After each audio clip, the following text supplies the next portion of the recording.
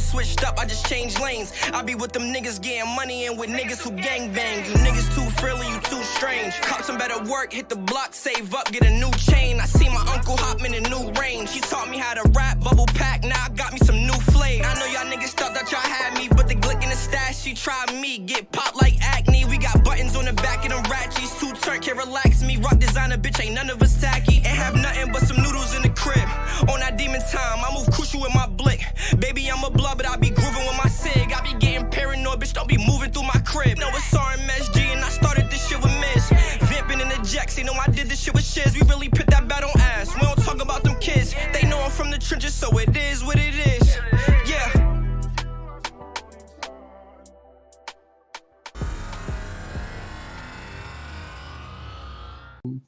Yo, what's good? It's a Today podcast. This is your boy Norbes.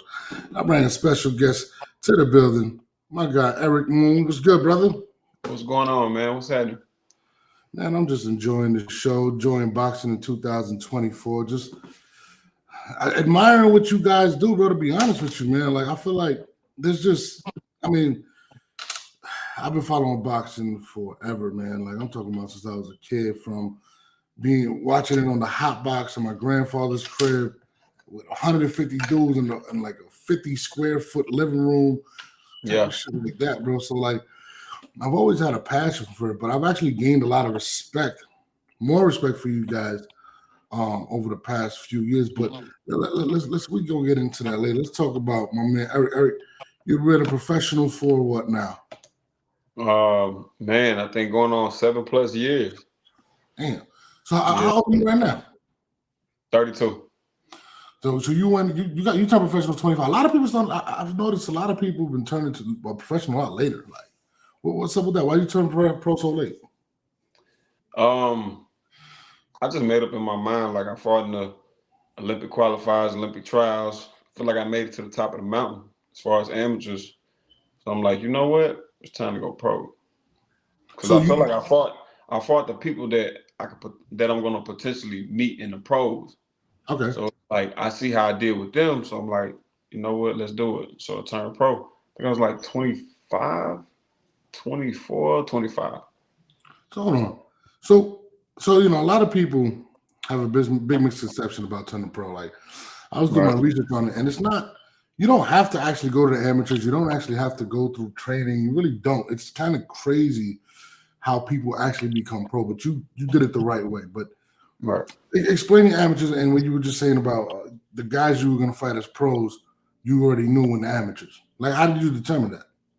So, like, just by the guys that won, like, the JO Nationals when they was younger, people like that, they say, like, oh yeah, like, this guy got a devastating hook, or this guy got great footwork, or he known for this, or he known for that. Mm-hmm. It's like, once I got in there and I competed with him, I'm like, he got skill, but I'm just as good too. So it's like, as I kept competing in these big tournaments and getting further and further up in the ranking, I'm like, yeah, like, I can do this. You know what I'm saying? So I fought a guy named Joseph George. Shout out to Joseph George. Tough dude from Texas. Dude can really hit. Think he doing pretty good in the pros, but when I fought him in the amateurs, I beat him. I actually beat him. I lost to him in the finals, in the qualifiers, but then we got to the trials, and I think it was in Reno.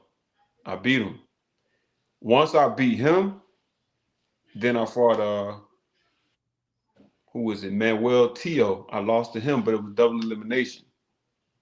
Came back and I fought a dude named what's his name? Elvis. His name was Elvis. I forget his last name, but dude can fight. He just out-hustled me. And then once I seen those guys make it to the finals in the Olympic trials and about to be Olympians, I'm like, yeah, you know what? It's time for me to turn pro. Because I won the Golden Glove state 3 times, won the regionals 3 times, went to the nationals twice. First time I lost the second day. The last time I went, it was the semifinals. So, I mean, so who did you actually fight like that? That's popping now and stuff like that. Like Man, who did I fight? Man, there's so many fights. I remember I fought in the USA, man. Only person I know from the amateurs that we could have potentially fought in the amateurs in Memphis was Berlanga. That's popping right. Okay.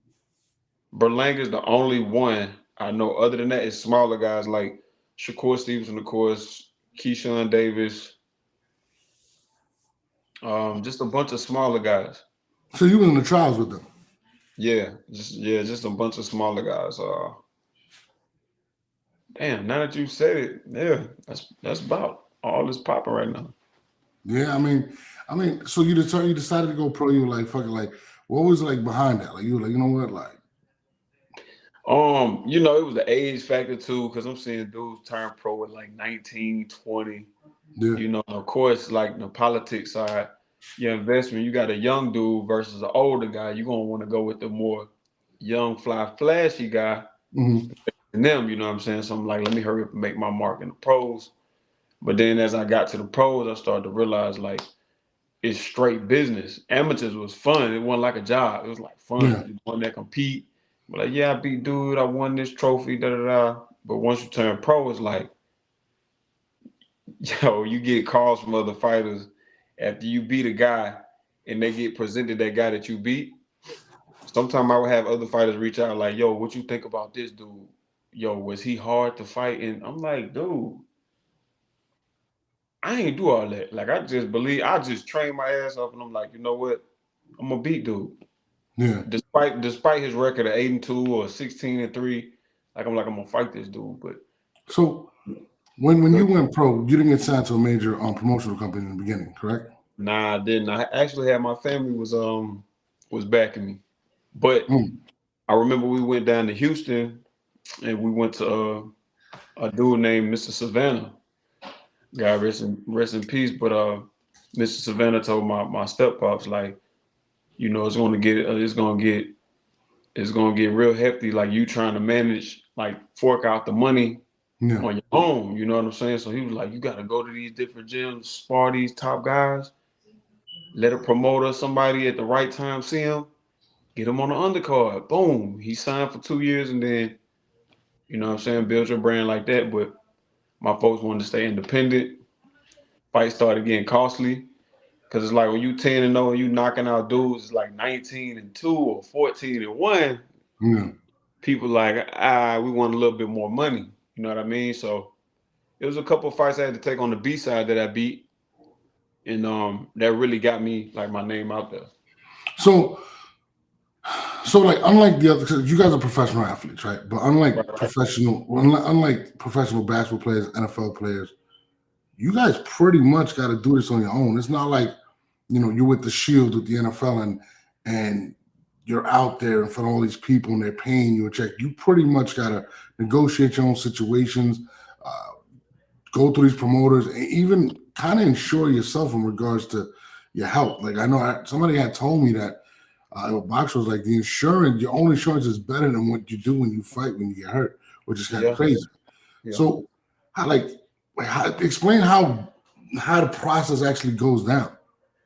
As far as like the insurance, like fighting and like for instance, like, all right, you became pro, now you're getting fights. You're basically negotiating your fights with a bunch of different, because everybody, when they hear boxing, they think Top Rank, they think Golden Boy, they think Mayweather. Yeah. That's pretty much the upper echelon of that. But in order for them to get their attention, a lot of people go to Mexico or they go to Atlanta and they fight on these undercards that are kind of like really like down to the bottom. You know what I'm saying? Yeah. And I feel like people don't understand that. They think it's like, yo, we just book them here, there, and that's why you see a lot of guys. I seen a guy with an 0-32 record fight. Like, I was like, yo, come on, dog. What? I see that. I forgot who I was looking at. When you go to boxing record. Yeah, boxing. Somebody fought a dude that was 0-32. Like, I was like, damn, dog, this dude don't quit. Like, he got 32 losses, dog. And no wins. Like, yo, dog, like some of the shit you see, you like, nah. And I heard rumors of like guys going to Mexico. Mexico's a poor country or whatnot. Yeah. And a lot of these guys just showed up right after working on the fields all day. Like, bro, they get $200. He gonna fight this dude, and they padding their record. A lot of dudes. Go through that. Yeah, that's. I mean, So yeah, to piggyback off that, yeah, like a lot of guys just do that to pad their record because you got to think. No disrespect to Floyd, but like from the business side, a person gonna want to see a person that's undefeated versus somebody with losses. Like myself, like you see, I'm 11-5, but people don't go look at who you beat or who you lost to. They Yeah. just look at the record and they're like, oh yeah, he the truth. You know what I'm saying? So what these guys are doing, they going over to Mexico, like you said, they padding their record. Then they get a fight with like a top dog or like a potential prospect. You know what I'm saying? A prospect that's like on the top rank is like 15-0, and then this dude like 22-0. So it's like it's really a win-win on either side.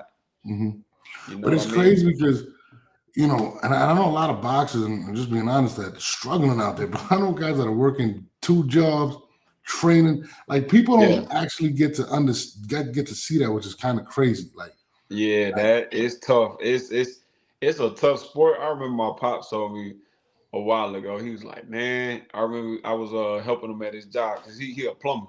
So I yeah, remember my pops was like, he looked at me. He's like, "Man, I got a lot of respect for you, man." He's like, "You chose the hardest way of making a living." Like, nice. I'm like, yeah, but you know, like, I feel like in order to be a fighter, you gotta be a little bit off, just a little bit, like Yeah, mentally, because I mean, if you think about it, you putting your life on the line, like you said, yeah. right? I know dudes got a family, they working, like you said, 2 jobs. Speaking of which, didn't Glenn Johnson have he was working at a what he used to do construction work. Yeah. You know what I'm saying? And then it's like this dude training for a 12-round bout. So yeah, it's crazy, man. It's just you just gotta have that resiliency. Like But you gotta keep going, bro. Like not only that, a lot of these guys, what people don't realize is it's a huge disadvantage. So if you're signing, like you're a prospect, you're a yep, Shakur Stevenson, if you're yep, you eat shit, everything boxing, and then yep, all you got to do is train. So when you fight these guys, not only are you working and doing other things, think about it. When you go to a job, I go to work, and I'm like, bro, I don't yeah, want to be tired. Then you got to go yeah, train. Then you got to ready for a fight. You got to eat right. You got to do mad shit. yeah, yeah, You know what I'm saying? These guys don't pretty much get to focus on whatever.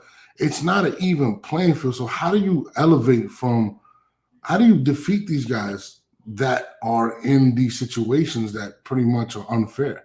Like, you know, when you play in the NFL, you got training camp or basketball, you got preseason. Everybody gets the same type of training, whatever. Whatever you do on your own is whatever, but you right. get paid. If you guys don't box, you don't get paid. You know, it's not a different situation. So when you face a prospect or somebody signed, you're expected to lose. So your mentality is, I'm like a lot of times it's like I'm getting a check, but I'm really pretty much there to lose. So if Yeah, I don't get a knockout, how am I going to get this decision in a sense? Like there's a lot of bad decisions, and you know people base that on the fact of the politics or pretty much the priority of who's the top fighter. How do you go around it? How do you deal with that? damn, that's a really good question. Like you said, the guys that are signed, the top prospects, they do have more luxury. They got time on their side. They don't really have to manage too much because they got people behind the scenes doing all that Yeah. for them. All they sole purpose is to get up, go to the gym, like you said, eat, sleep, breathe, boxing. So the guys that's not signed like myself to like top major networks like Top Rank, you know, Mayweather and guys like that, you have to be more you have to manage your time. You got to be on a routine. Like the only way to get around that, only way to operate in chaos, you got to have structure. Because if you don't have no structure, yeah, like you said, you're gonna get in there and you there for a check. That's it. Or about some kind of miracle you win. You know what I'm saying? Especially if it's some big time fight. But like I said, if you ain't got no structure, if you ain't got structure and discipline, you're not gonna really thrive unless you under some top promotion company. Now I know you got a fight coming up. I know. Like you go through the resume, you're 11-5 now. Yeah, I yeah. noticed there was like you had your fights, and then there's a gap between fights. Like how do you stay consistent? Like in regards to that, 'cause I see you took a break and stuff like that as well. Man, I took that COVID. After that COVID messed me up, especially when I fought Berlanga. I had an injury. I didn't really know the injury was that serious until I went to the doctor because I'm a knucklehead. So once after that fight, I went to go get examined, and I found I had calcific tricep tendonitis. And that's like where basically instead of like where that tendon is supposed to form back, it's like almost coming back like bone. So they had to go in there and scrape that out because what would have happened was if I kept shooting my jab, that bone would have kept rubbing that nerve like this, would have caused permanent nerve damage. That's how severe it was. I didn't know, but it was weird because when I used to spar, leading up to that fight, it was just some days my arm would be so sore I thought it was tendonitis. You know how it is when you get tendonitis. So I'm like, yeah, I'm gonna just ice it. I ain't gonna really throw it that much. You know what I mean? I'm gonna just measure. I ain't gonna really use it that much. But then, down the line, down the stretch, I figured, you know what, man, I need to go get checked out for this. And when did you realize that it was really fucked? Because I know you had a bad night against Berlanga and stuff like that. When I fought Berlanga, I realized how severe. Well, no, actually, it was Berlanga because before that I fought Mike Guy. Mike Guy is a tough dude. I mean, he's beatable, but you can beat anybody's beatable when they have an injury. You know what I'm saying? So when I lost that fight by decision, my arm was hurting the whole fight. And after the fight, it was like kind of swollen. But I was like, you know what, man? I was like, I'm gonna let it just heal. I'm gonna let it heal us. Probably tendonitis real bad. And got the phone call by Berlanga.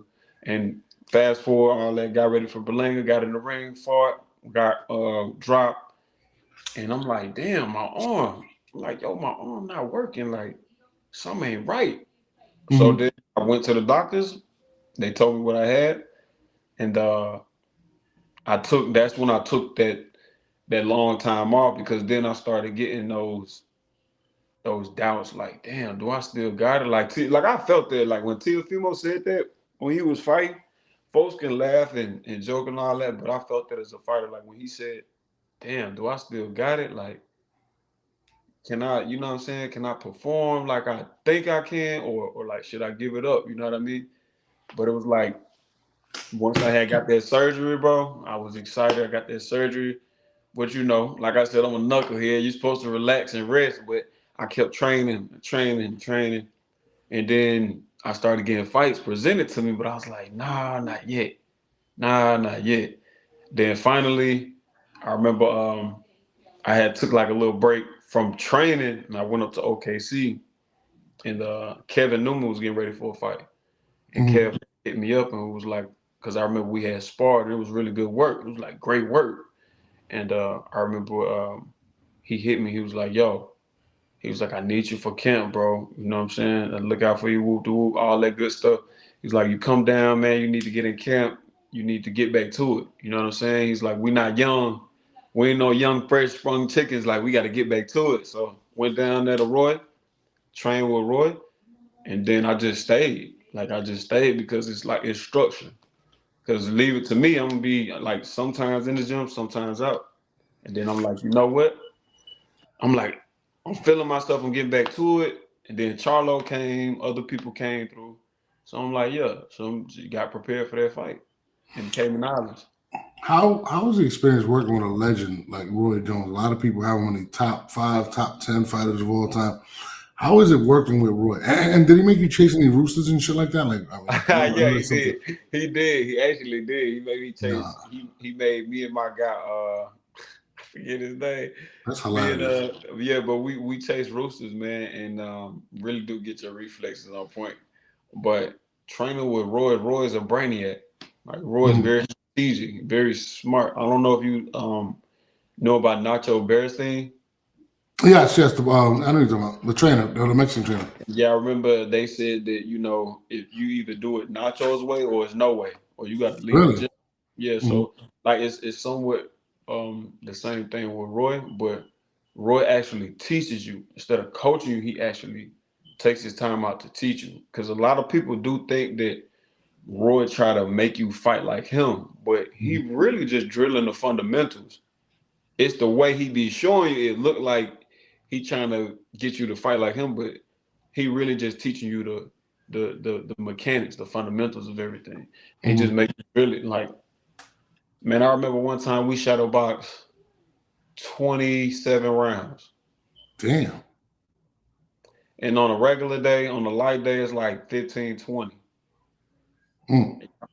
Yeah. Yeah. So it's like Roy got a lot of tricks in the bag, but he's a scientist though. He's a scientist. People think it was just because of his speed, but really it was more so his feet. If you watch Roy when he fight, you can count how many punches he threw by his steps. And that's what Really? he always break it down to is like if you ain't got no feet, you're not gonna last. I always felt like he had amazing anticipation as well. Like He do. he knew before you thought what you was gonna throw, he was already on you. Like it was crazy. Like I remember watching so many fights where I'm just like, damn, dog. Like Roy is just different, dog. Phenomenal, man. He's like a superhero. You know what I mean? It's Yeah. like and not gonna lie, like having Roy in my corner now, it's like from growing up playing knockout kings in the 2000s to having the actual knockout king like in my corner is like Yeah. you wanna do everything so perfect. You forget that you just supposed to have fun and just chill, like do your thing, be you. But like when you see it, capitalize on it. You know, I kind of forgot that, but it's amazing to have somebody like that in my corner and telling me like the truth, like telling me like how to get better, what's my strengths, what's my weaknesses, what I can add into the mix, how to be more devastating. Like, and Coach Roy ain't gonna cap to you. Like, if you suck, he gonna tell you, but it's the way Yeah, he for tells real? you. Yeah, like if you suck, like don't take my word for like how I'm saying, not suck, but if you doing something incorrect, he gonna tell you like that ain't gonna work. Like, and then if something do happen, he gonna let you know. Like, if you would have did this a certain way, a little bit more, just tweaked it a little bit more, you could have got away with it. Does he still spar with y'all, or does he spar with y'all at all? Like, I never personally sparred with Coach Roy, but that joker still fast, what? bro. Yep. What? Still fast. You got to think, man. This is you. You got to think. Coach Roy did something ain't nobody did in 100 years. Never get another one like him. In 100 years, he fought at what? Middleweight, super Heavyweight? middleweight, light Yep. heavyweight, and heavyweight, and captured the titles. And was going in there beating dudes like it was a sparring session. Who Yeah. doing that now? You know what I mean? So it's like when he do speak, you can't do nothing. You can't do nothing but listen. This is Roy Jones. Yeah. Yeah. You know what I mean? So it's just like every time I see Coach Roy get in the ring and be like doing this thing, bro, I swear I be thinking about fight night, fight night champions. Like it's crazy.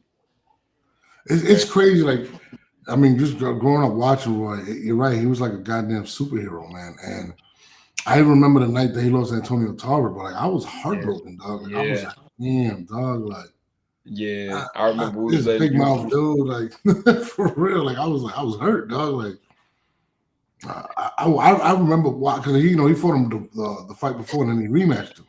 Yeah, And yeah. the rematch, I think it was the first or second round, he caught him, and that's the first Was time it? I've ever seen him. Yeah, Was it the second round?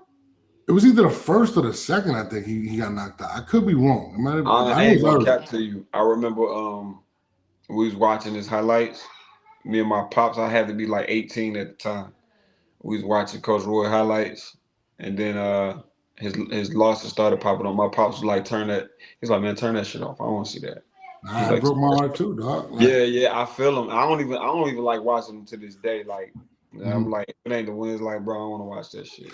I mean, I remember when, because he had fought Antonio before, Yeah, the last fight, and it was I thought he won, but Antonio smothered him. Like that was the first time you actually ever seen somebody get close to him. Like before that, you wouldn't get close to him. Like he was just out, and all of a sudden, like Antonio started smothering him, throwing a lot of punches late in the round, trying to steal the rounds, and a lot of people viewed it as controversial. I had Roy winning the fight, but in the second fight, he came out and he just, I'm not gonna lie, bro, like he hit him with that one-hitter quitter, and I was just like, it was like my hero just, that's it, dog, and I was like, damn, dog, he knocked Roy Jones out, but I'm talking about cold, dog. Like I was like, I ain't It never, was I almost never like a expected it. luck. I don't know, like it's like, man, it's like that wasn't supposed to happen. It happened, but it was like that wasn't supposed to happen. You know what I mean? Yeah, Like, facts. I'll so tell I you, mean, it shut down boxing. Nobody ever thought it could happen. Like to be honest with you, and to be honest, I feel like no, I don't have it. But to be honest, bro, I feel like it was a lot of what he was doing to himself in regards to going up a weight, going down. Like he was doing a lot of that shit. And I know from speaking to different boxers, when you fluctuating in weight like that, because remember when he fought Ruiz, he had to put on a lot of muscle too. Like he yeah, went up to like probably like 195 or something like that. He was big when he fought Ruiz. It was crazy. yeah. And then you coming right back down. And I was just like, bro, that shit can't be good for you, dog. Especially if you're a boxer. You know what I mean? And you got to think too. Back then, like Coach Roy was such a freak athlete. Like he wasn't really big into like the how fighters and athletes nowadays doing the cryo chamber, the ice baths. Like Coach Roy was so like natural. You know what I'm saying? It's like he would go hoop after sparring 12 rounds, or like they Bro, say he would after, go. Yeah, bro, you know what I mean. Or he played a before, game and showed up to the yeah, fight, bro. That's crazy. Like I'm like, bro, but not like, it wasn't even like it was in the same town. Like he fought, he played a big basketball, flew in and then took the fight. Like I'm like, bro, like if I was a fighter, I feel wow disrespected. You just played a whole full court game and came and then whooped my ass. Like that shit is. I was like, damn, Roy, I would have not even. It's disrespectful, dog. Like it was hilarious to me, but yeah, Coach Roy. Roy was definitely different, man. I just wish, in my opinion, there was more names when he was fighting in his division, because a lot of people tend to like knock him for not having, like, De La Hoya had Trinidad, Floyd had Manny, Duran had Sugar Ray. Like everybody kind of had that guy that people wanted to see, and Roy never really had that. I mean, yeah, Bernard Hopkins when he got locked up, you had James Toney early in his career, but you never Oh yeah, really had that dude. he beat James. Like James Toney was the man. That was the Yeah, guy. But yeah. Coach Roy, bro, like I remember I was watching them fight, and I remember his son was telling me, he was like, James used to try to lure you in, be right there, make you comfortable, and boom. You know what I'm saying? Mhm. But Roy never stood there long enough for him to get him because he was using his legs, he was in and out. But I think when he came back down from heavyweight, it kind of took a toll on his legs. Mm. You know what I mean? But other than that, bro, if that would have never happened, wasn't nobody beating Roy. You got to think Roy went 50-0 before his loss, 51-0 before he Something like lost. that, yeah. Somebody said he had Tarver. I'm like, Tarver wasn't a name at that point, not with Roy. Like you had like Roy, you had like De La Hoya at 147, you had Trinidad. Those were the names. Roy didn't have that. That's why they was trying to get Trinidad to go up and fight him and guys like that. That's why he had to go up to get Yeah, Ruiz. Like they didn't yeah. have a name where in his division that was like, yo, he's that equal. Like What was like that we at got 60? Was that 68, right? No, 75. it was 75. No, I think 75 was after. I think it was 168 and then 175. I'm not sure. Because he was fighting light heavyweight, but he also fought a middleweight, if I'm not mistaken. I could be wrong. Yeah. But the crazy thing is, like, people try to get him to go down in weight. You know what I'm saying? It was kind of crazy, bro. Like, man, I love watching Roy, man. His shows, he was just a different type of animal. And I wonder how he feels about today's boxing. I like, for instance, Roy kind of reminded me of Deion Sanders in football, right? So Deion was like flashy, he talked, he did the rap shit. This Roy did the rap shit. They kind of have a lot of similarities, right? Yeah. And can you imagine Roy Jones today with social media in his heyday? Like, I feel like a lot of these boxers don't actually understand how to use it, and they look retarded using it. But Roy, imagine him going to the basketball shooting the game, and all of a sudden just coming out and having to fight and documenting all that shit through social media. Like that, Roy would have been 100 times bigger, bro. Like he was definitely a different type of person. I kind of compare him to Deion Sanders, to be honest with you. Yeah, I never thought about it like that. You actually right. That's who he was. He was like the Deion Sanders of boxing. Deion did the rapping. He was lightning fast. People, bro, like you couldn't even measure how fast Roy was. Like his hands, I've never seen somebody as fast as Roy. Like I don't. Like I'm being real. Coach Roy was like scary fast. Like, and right speed does kill because if your time is not on point, you keep trying to catch somebody that's moving and got the upper hand speed, they're gonna burn you out.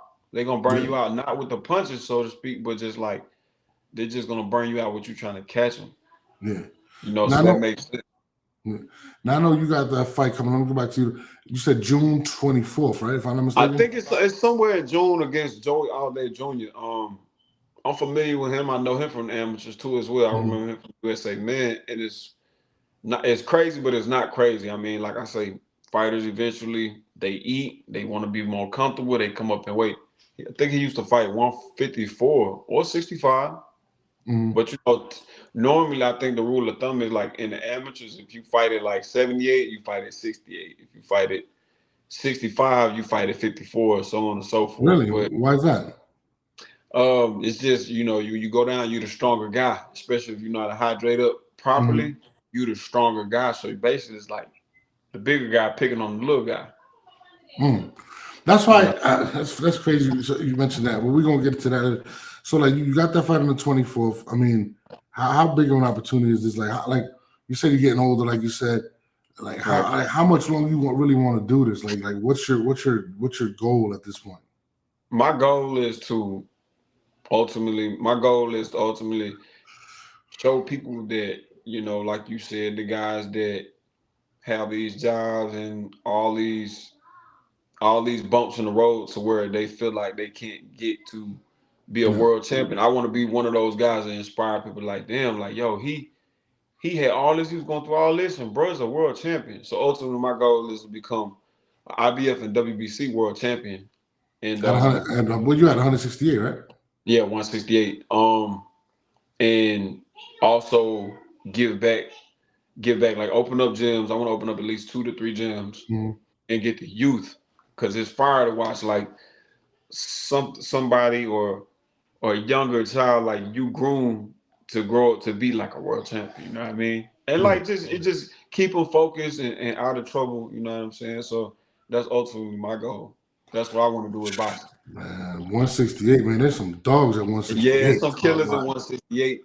It's some killers, but the thing is, so with me, right? Like, I got crazy talent, but like you said, I don't make excuses. I hate making excuses. I take my L and I go back to the lab. I don't say nothing about it. But the thing is, like, bro, when it comes to championship level work and being a dog, it comes with a lot of sacrifices. It comes with a lot of missed birthdays. It comes with a lot of missed events. Like, but you gotta want it that much. You gotta want it that bad. You know what I mean? It sucks, but it's like you want to live with that regret when you get older. You know what I'm saying? You want to die there like, damn, I could have been. Yo, I should have. It's like, nah, bro, I'm leaving it all on the table. You know what I'm saying? I'm leaving it all on the table. So this fight is a mega opportunity. I look at this fight like it's a Showtime fight, like a PBC fight, if you will, on the big stage.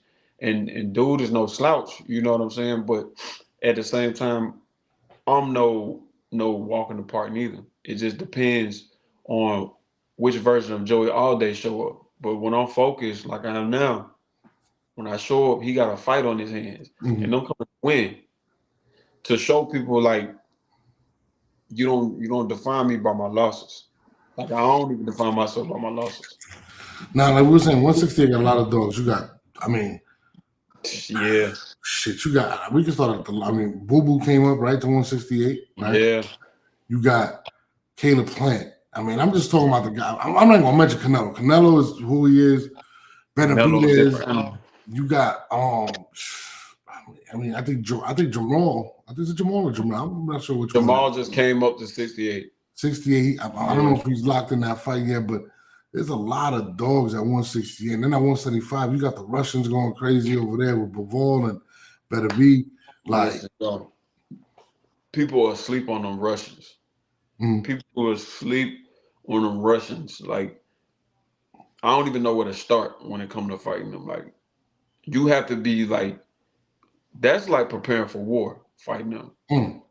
That's literally like prepare. Ain't no all access. You see me around my family, laughing, joking, having a good. Nah, I'm probably gonna be somewhere isolated, like Marvin Hagler, like Muhammad Ali used to be in the camp when he was. I forget I forget the lake he used to train at or whatever the location, but it got to be. You got to like eat, sleep, breathe boxing, especially when you're going up against somebody you know could potentially like do damage. You know what I mean? So it's more so about it's just discipline, man. It's just discipline. I mean, it's funny when you talk about the Russian fighters. I think of dude from Rocky. I forgot his name, bro. Drago. Ivan Drago. Yo, look, that's my partner. That's my partner. That's crazy. My boy Big Head used to always call me that. He used to be knocking guys out with the right hand because I'm known for like my power. Yeah. But Roy always telling me like, yo, no, I don't care about the power. We know you can punch. Speed. So that's when you said that. Nah, bro, like, yo, though, when I picture like the Russians working out in the middle of the winter, like they're winter with all the time. Like, bro, when I see like Bivol, and when I watched Canelo fight, I was like, man, Canelo was doing a lot of what he did to just end people early, like take down their arms. And bro, like Bivol wasn't out there like going crazy, but when the shit he was taking from Canelo, I was like, bro, that's something. I don't know what's wrong with dude, but he ain't moving, bro. Like it's kind of crazy. And I was really impressed. And then it's crazy because the next fight I saw him, he was walking dude down, like he didn't care. But that's I guess the respect he had for Canelo. But regardless, like bro, like Canelo ain't light, bro. So it was one of the things that I gained a lot of respect for Bivol, and I'm excited to see him versus Better B. And I think it's June 1st that fight. Oh, it's June 1st? I think so. It's June 1st. It's already locked in. Like I'm like, bro, there's so many dope fights in 2000. Like right now, we got Usyk is locked in May 18th versus Fury. Fury, how you feel about that? I think Fury's gonna get him. Like yo, bro, like to keep it real, a lot of people don't like Fury. A lot of people talk shit about Fury, but that man is almost 7 feet and got feet like a lightweight dog. Like he's not normal, bro. And people are talking about his fight versus what's his name, Ngagwe or something like that. Yeah, he didn't. I don't feel like he trained or took him serious. That's why I keep and AJ fighting him. I'm trying to tell people that AJ gonna wash him. Watch, AJ's gonna put work on him. Like people, AJ not playing. AJ not gonna play with, bro. Hell no, bro. And that could be an opportunity for him to get Fury a big fight because I believe Fury's gonna beat Usyk, bro. I think he's just too big, too smart. Like he ain't gonna knock Usyk out. I believe so too. Like, yo, bro. First of all, people don't understand how dope he is, and he can take a punch. When he got knocked down, I think it was the first fight versus Wilder, right? Bro, he got knocked out. I think it was in the 10th or the 12th. I don't remember what it was. Yeah. When he got up, right, like he was out. Like he looked like he was out cold, bro. Yeah. And I'm like, damn, so he dead, bro. He got up like the Undertaker, bro. Like I was like, dog, nah, he ain't get up from that shit. I feel like at that moment, he kind of took Wilder heart. Like Wilder was like, nah, bro, I ain't never seen some shit like that. Like he really just would look like he was out and then just got up. And ever since that, it was just like, bro, like he started. Remember the next fight? He washed Wilder. Yeah. And the next one after that. I ain't gonna lie though, when he took that punch. I always go back to like my experiences boxing, even if it's in sparring. Like when you clip somebody with your hardest shot, and they get more amped up, they working even more.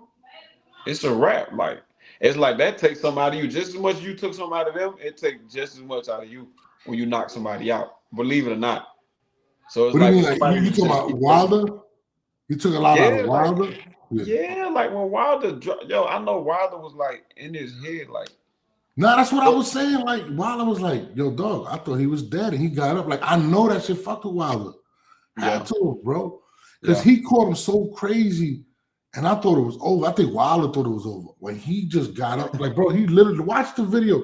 He gets up like the Undertaker, bro, and I was like, nah. So I know after that, Wilder was like, nah, this shit ain't real, bro. This somebody, I don't know what he's on, but bro, like brothers, I got him as one of my top heavyweights ever, bro. Like, you think he got cheated on the count, or what you think? I thought he got up. I'll be honest with you. I feel like in those type of fights, I feel like they give you a slower count. In reality, yeah. I believe so. I believe if you wasn't wild or whatever like that, whatever. I think Mike Tyson got cheated out against Buster Douglas. Oh yeah, I never knew that till I went back and watched it. I didn't know that like when Mike Tyson dropped Buster, like I didn't know that. Like, but man. I think they give you, bro, when they count sometimes you be like, bro, hurry up. So I think some certain fighters I think get that respect from them. Like even like with the holdings and shit like that, certain fighters are gonna get away with it. Certain fighters complain about some shit, they're gonna get their way. I feel like there's a human element to the situation, and it's almost like working a ref in basketball. You gotta kind of establish the relationship so you could kind of get some of them calls. Yeah, and I think it's the same in boxing. I think, you know, it sucks, but you got to deal with that, bro. Like I think if you fighting on a Floyd Mayweather, right? Floyd was notorious for shielding you off with his forearm, which is illegal.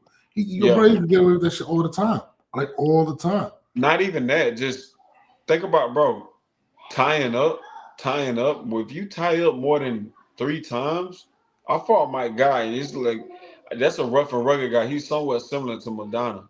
Like you hitting somebody trying to tie them up, the ref after a while be like, yo, stop holding, stop holding. It's like, yo, that's a part of boxing. You tie them up to break their momentum so they don't keep going. But you know, like you said, it's politics. The politics is crazy. Now you bring on Madonna, but Madonna's one of my favorite guys, but I ain't gonna lie to you, bro. Like, and I'm not gonna lie, I'm not a hater, bro.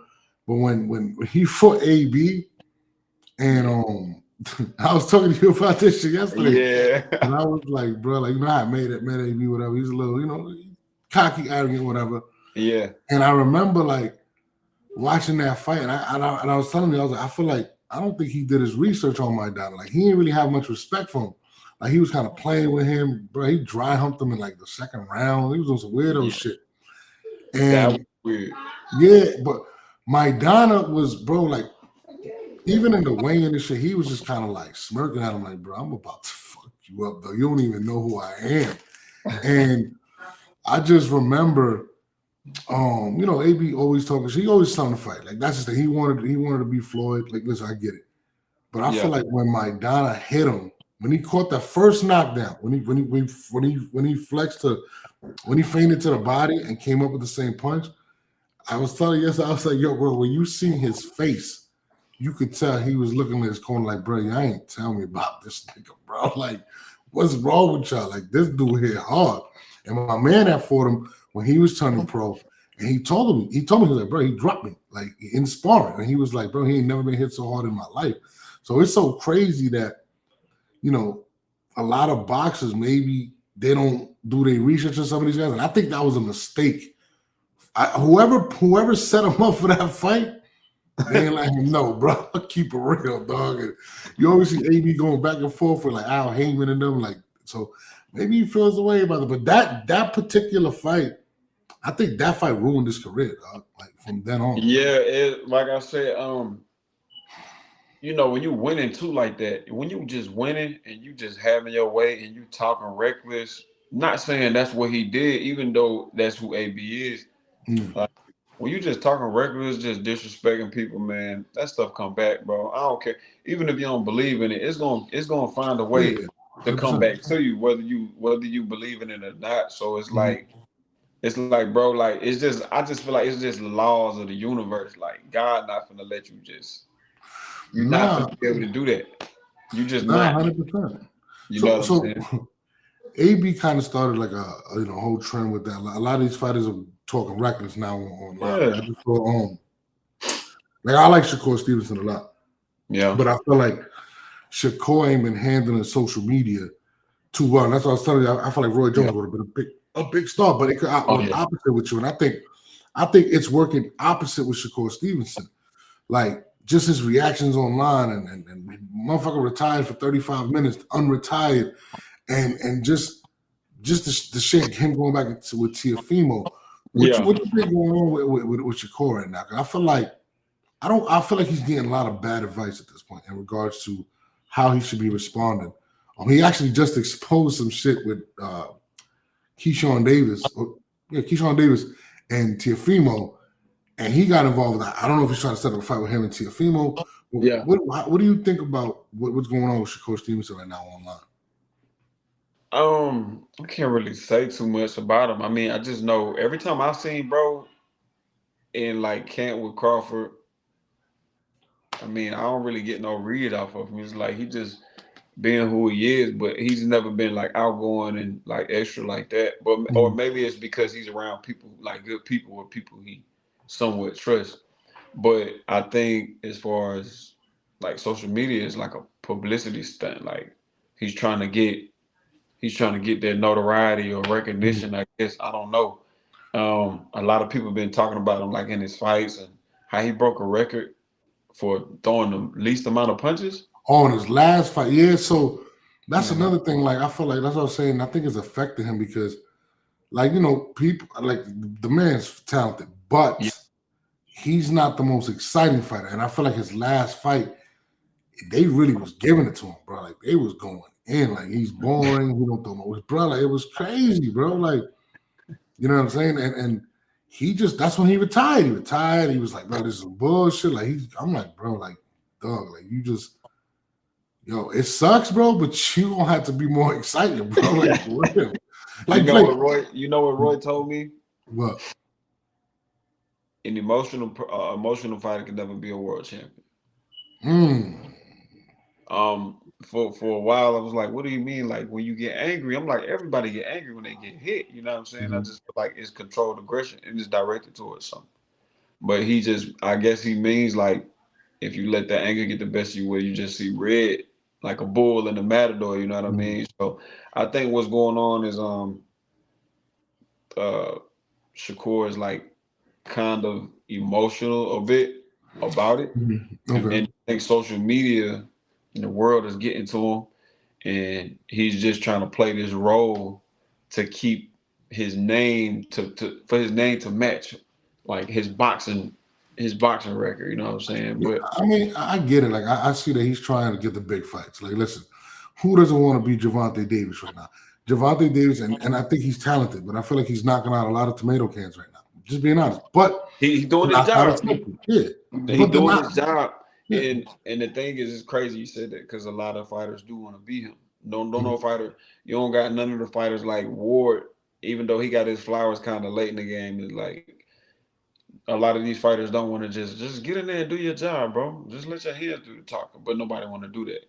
Even though it is entertainment, and if you do know how to speak like Floyd used to do to sell the fights, whether they pay or not, they gonna pay because they want to see him lose or they want to see him win. So, man, I feel like Shakur's tried to do that, but I feel like, and people tend to forget. Like Floyd used to let his hands go when he was fighting at 140 pounds. He used to let his hands go. Like Shakur in the early stage don't really let his hands go. Like he set defensive records. That's kind of something Floyd did after he built his resume, and that was later in his career he fought like that. So Floyd was excited, but when he fought Diego Corrales, when he fought Angel Manfredi, bro was letting his hands go. Like you can't. But you gotta think though. You gotta think the difference between because I remember Shakur made a post and he said, "Yo, if anybody can fight, he pick Pretty Boy." I'm like, nah, bro. Because the thing was, Floyd can take what he was dishing out. Floyd can take what he was dishing out.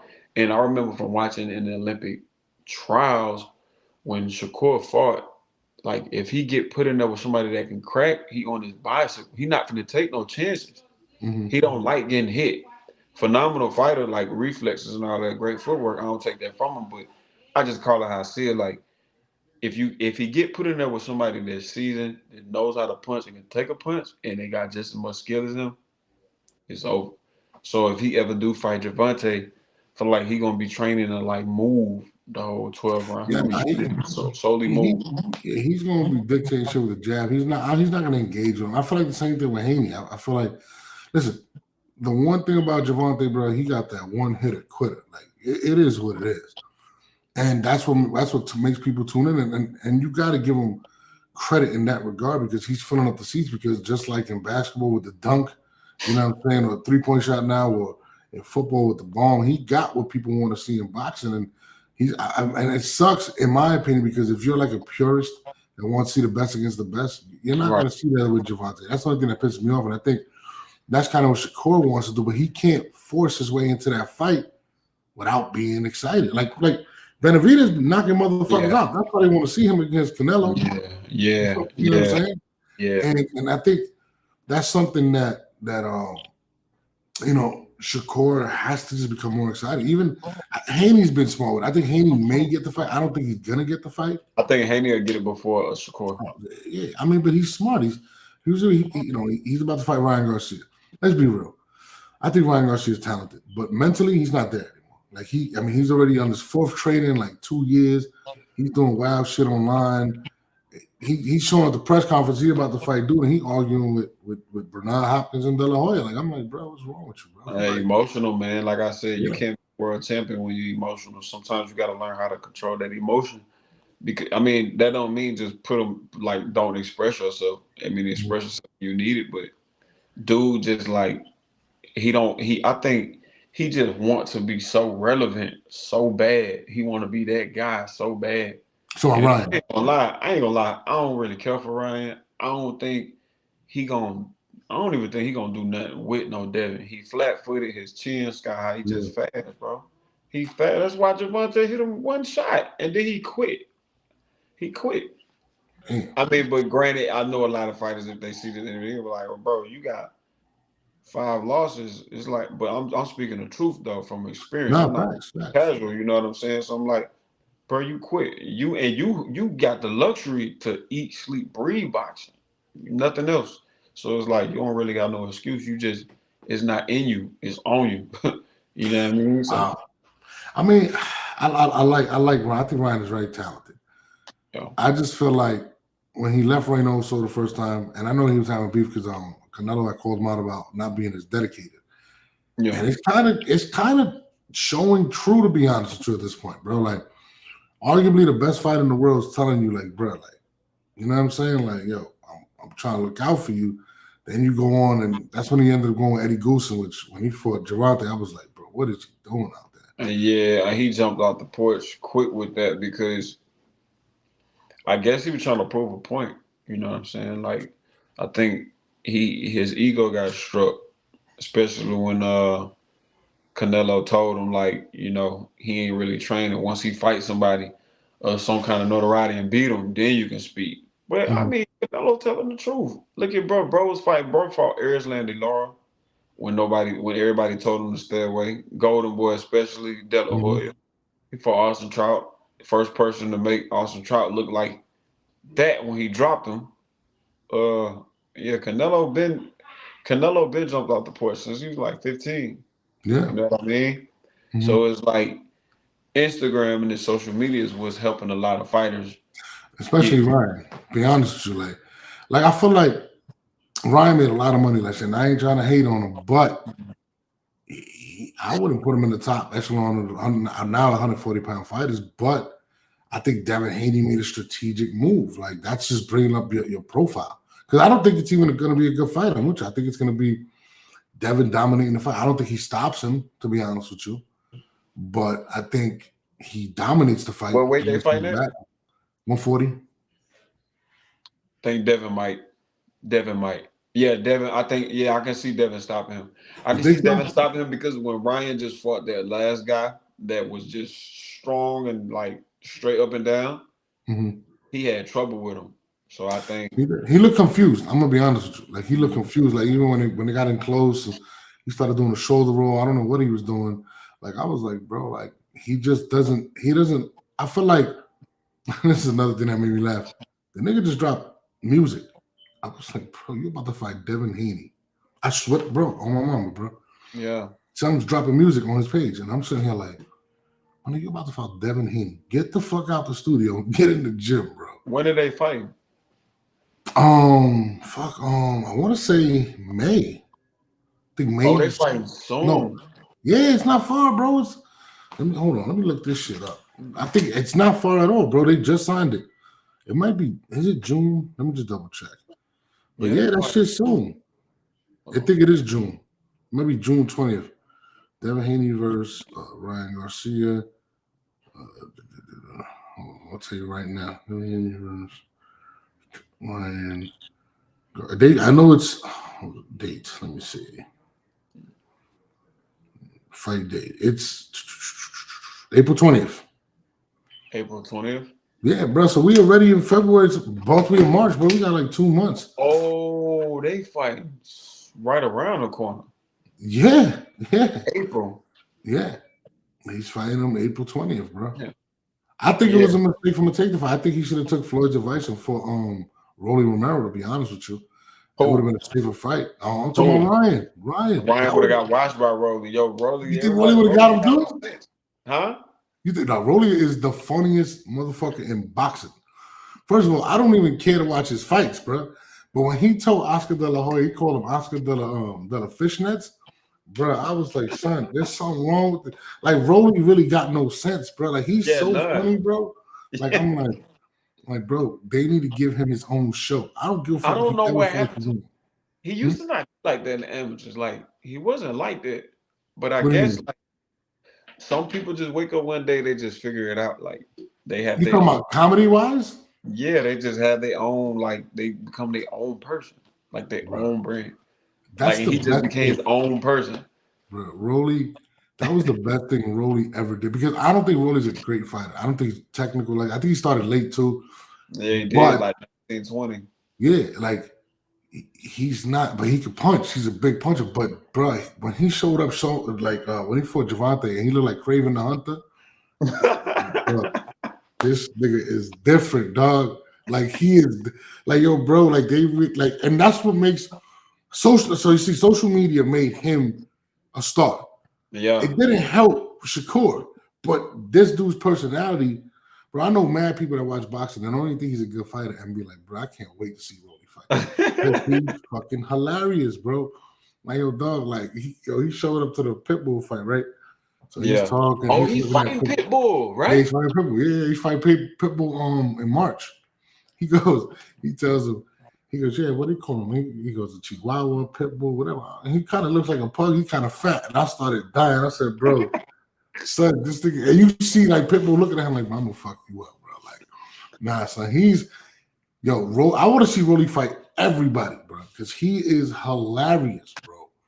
Like, and if you lose and you let somebody like that smoke you, I don't think Rolly's going to beat Pitbull. I mean, you know what? I don't know, man. I don't know. I'm pulling. He got an awkward style. He very awkward, and he not the brightest fighter, but I mean, he got to know something. He can punch, and he's definitely a comedian, bro. They showed him at some fights, bro. Like, they go crazy for him, bro. Like, he's a legit star right now, bro. Like, that's why he chose that fight smart. It wasn't for him to fight Teofimo. It wouldn't be smart, but him fighting Rolly was smart as shit. I mean, him fighting Ryan Garcia, it was was smart. That's why I said Ryan should have fought him, but you think he would have beat Ryan, but Rolly's a dog, man. He's different, bro. he's gonna make a lot of checks, bro. You Rolly think and Ryan would have been and KEYSHAWN? Yo and KEYSHAWN gonna fight? Yo, wait. Before you say that, you got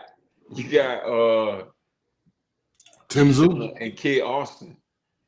Okay, yeah, I heard about this. I don't know if they signed though, because KEYSHAWN just fought. You think it's gonna happen? Yeah. They just fought. I don't think they signed, but I think Kid Austin definitely gonna get that fight. Kid Austin said he wants it. I just seen it the other day.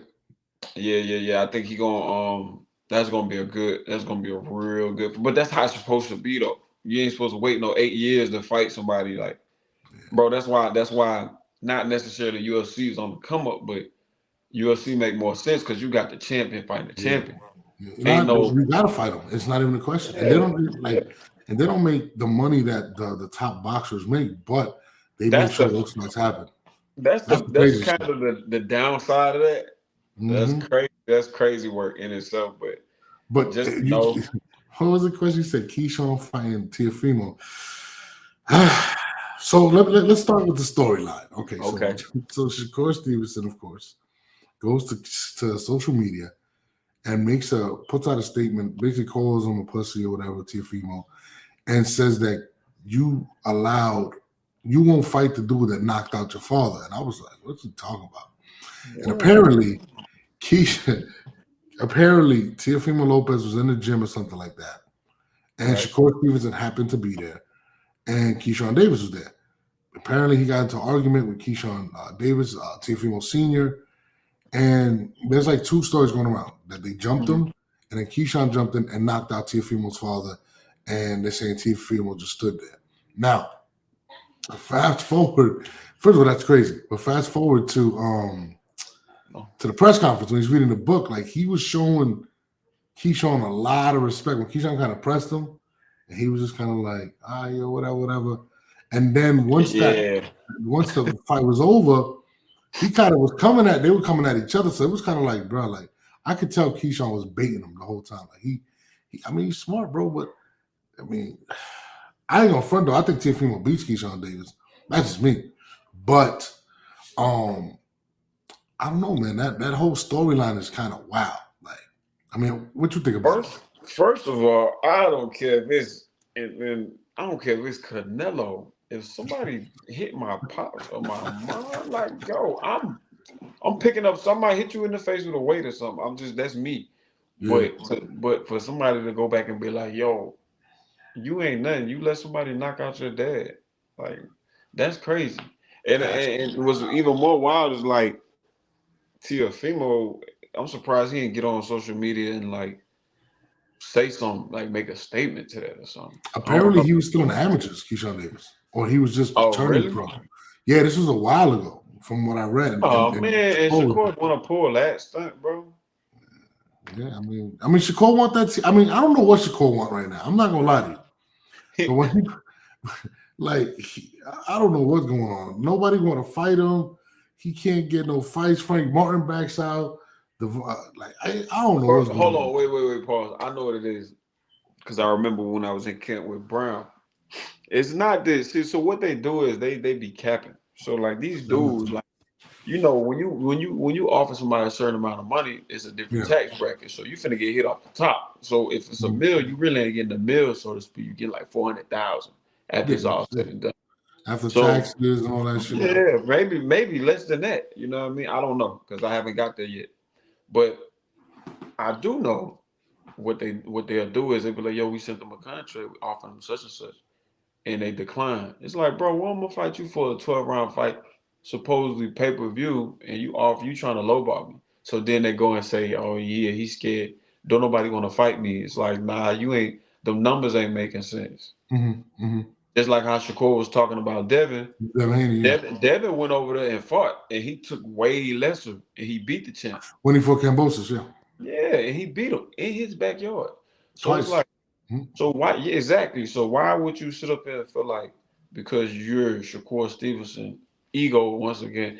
So you feel like he feels like he's entitled? And yo, you feel like you're entitled. Like, oh, this would be 50-50 split. Are you crazy? I had to work to get mine. You gonna have to do it too. Yeah. So like, I respect that. I respect where Devin come from a business side point. But it's like you got somebody like Shakur, Olympian, I think it's silver medalist. Yes, so he lost it. You know what I mean? And then he's hanging around people like T-Bud. He think he's Terrence Crawford, but he's not. You know what I'm saying? Terrence Crawford can actually take a punch. I don't really believe he can really take what he's dishing out, especially if it's a puncher. And it's kind of crazy, like Bud. I think Bud's a great fighter, but I think his biggest fight was Errol Spence. He was 34, so I feel like you should be learning from the mistakes that he did with Top Rank and trying to, bro. Like, Ernie, go fight Matisse. Why don't nobody want to fight Matisse, bro? Like, anybody tell me, like Matisse. Oh, yeah. Puerto Rican boy. Why ain't nobody want to fight him, bro? Yo, look, I was watching dude, and I like his style because that's how I like to bully people. But see, they always talking about guys like, oh, I don't like his style.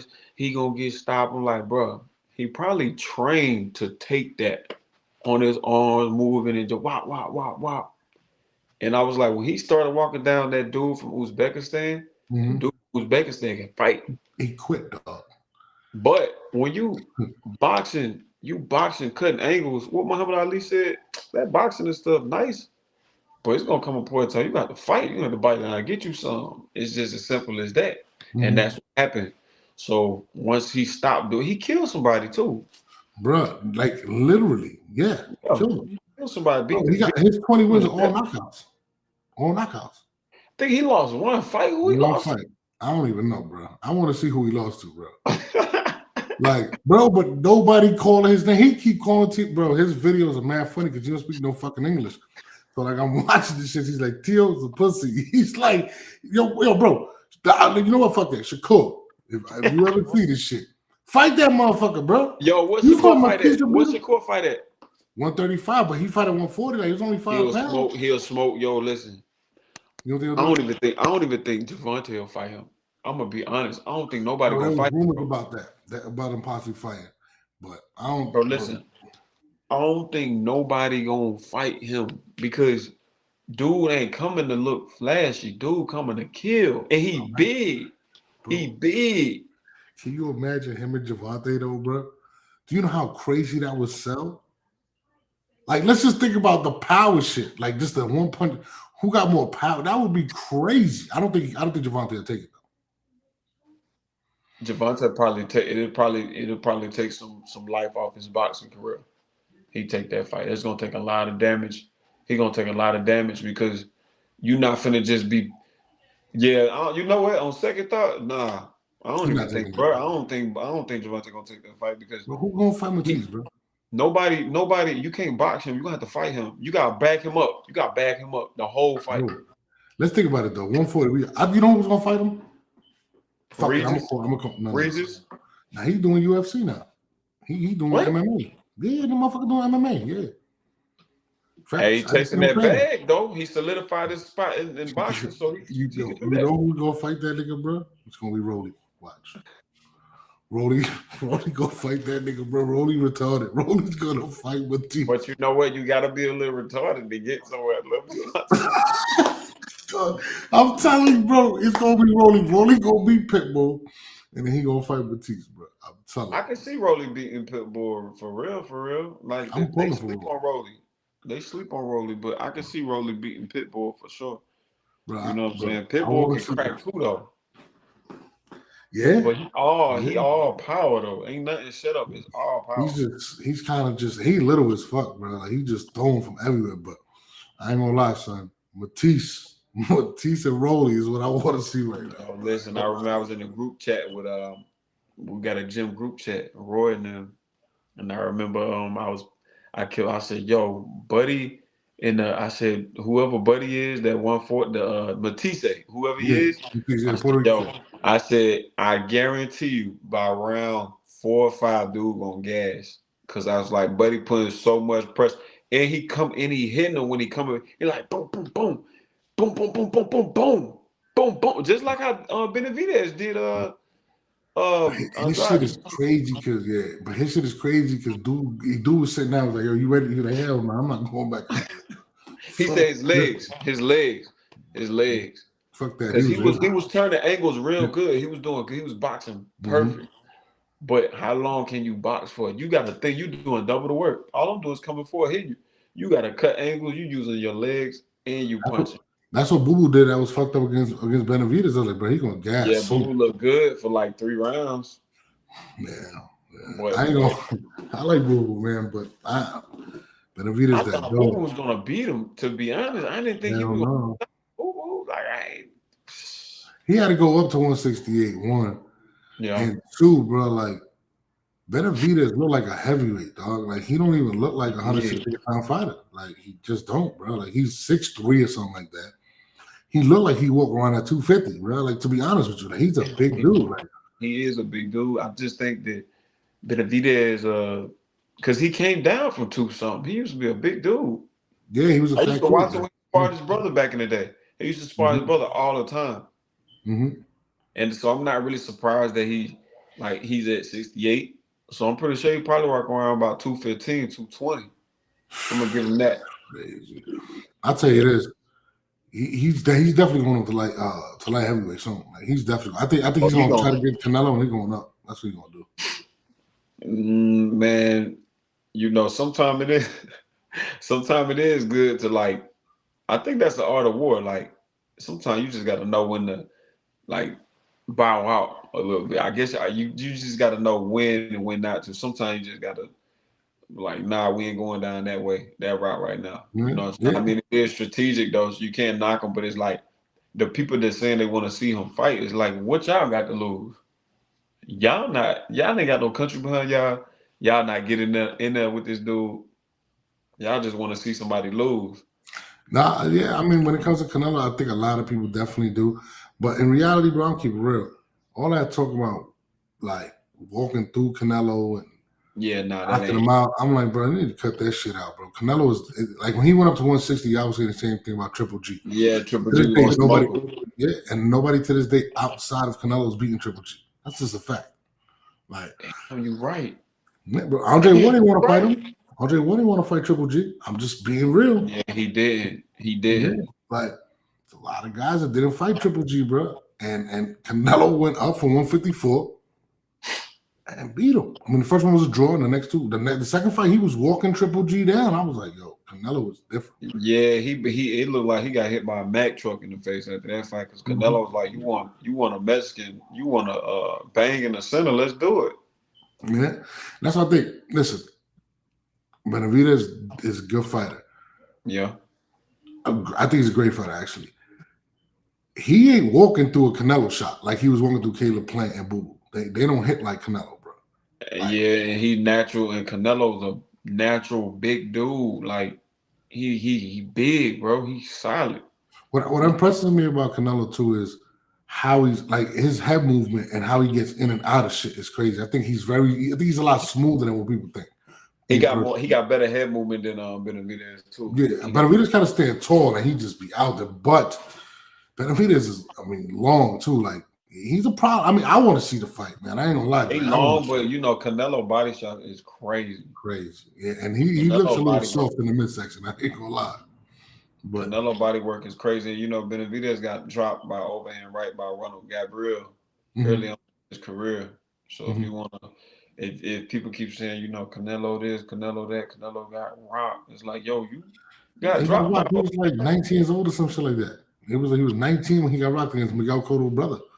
Yeah, same. I think Benavidez was about 19, 20 when he got dropped. You know what I mean? So bro, that's the first time I ever see Canelo hurt. I was like, damn, son, like that's crazy. You see it, you're like, bro, you don't. But you said something yesterday that made me like, I never knew you could work on your chin. That's actually real. Yeah, you can work on your chins. There's a lot of fighters don't do it because I was talking to one of my guys earlier that he used to fight roosters, and he's like, you know, boxing is just like cockfight. And he said, you know, he said sometimes you gotta prepare your body to be able to take that punishment. A lot of fighters don't work on this. They work on everything neck down. Everything neck down. Nobody How do you work on that though? You gotta think like Triple G. Like look at Triple G. Triple G, all the neck exercises on his head, like how Mike Tyson used to do them neck rolls and stuff. You get the towel, bite down on the towel, you wrap the weight around the towel like a kettlebell. You bite down just like they train dogs. You put it in your mouth, bite down, just like this. What? And it builds your chin. So what happens over time, and you think you gotta think I got till June. So I'll be doing this till June. It's like when I get hit, it's like, oh, I'm coming through that. There's nothing. You know what I mean? And that's like a superpower because, like you said, it's devastating to like the opponent. Like, yo, ain't nothing phasing him. I gotta stay up off him. I gotta stay away from him. I'm fighting to survive at this point. Same thing. You ever hit somebody when you fight and you be like, bro, that shit didn't even scratch him. Like he just looking at me like crazy. Like, I mean, really? Yeah, you know what? I remember when I fought Berlanga. So I'm like, I'm like, okay. I'm like, all right, bet I can't. See, when I was moving around before I stopped, I'm moving around. I'm like, okay, I can't just run in. He do got a little pop. So I'm like, let me move. I'm gonna figure something out. I'm gonna figure him out. In the meantime, I'm gonna move. And then I stopped on the ropes. But then when I threw a jab to his body before I stopped on the ropes, I was like, damn, this dude is big. Like, I'm like $178. So I'm like, damn, he must be like $195. Felt like a wall, like a brick wall. So I'm like, damn. I'm like, I'm gonna have to lower him in. But see, that's when I learned to realize, man, on fight night, when somebody hydrate back properly, and if they've been training at their weight too, and they cut it the right way too, man, you finna have a long night. You finna have a long night. And I honestly think the better beef is gonna beat Bivol. Really? I got Bivol winning. I ain't gonna lie. I got Bivol winning. You think so? I just think Bivol's style. He's just so. I think he's very smart, bro. Like, and he reminds me of Winky Wright. I think Winky Wright gave a lot of people problems, not because of his power or anything like that. It was his IQ, his jab. If you got like, bro, he got a serious jab before. Yeah. I think if you got a great jab, bro, you can control a lot of fighters. They both Russian. Yeah, I mean, if it becomes a bloodbath, then it's gonna go to better beef. But it's gonna go to better beef. You said it. If it's a bloodbath, if it's a bloodbath, but if it's not, a bloodbath. You think so? It's gonna be a bloodbath because you gotta think. Bivol's a great boxer. Canelo's a great fighter. So the boxer gonna win every time, every day of the week. All you gotta do is outsmart him. Now, Better Beef is just a powerhouse. Like he get dropped, he keep coming, and he like an onslaught. He like the juggernaut. Yeah. Bivol gonna try to stay up off of him and do that boxing, but Bivol got good accuracy. His accuracy is on point. Mm-hmm.